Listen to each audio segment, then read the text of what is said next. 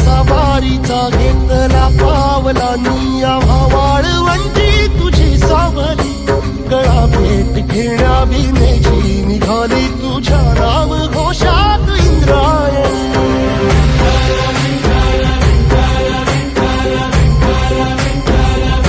भिडे आसमंती ध्वजा वैष्णवांची उभी पंढरी आज नारावली तुझे नाव ओठी तुझे रूप ध्यानी जीवाला तुझी आस गा लागली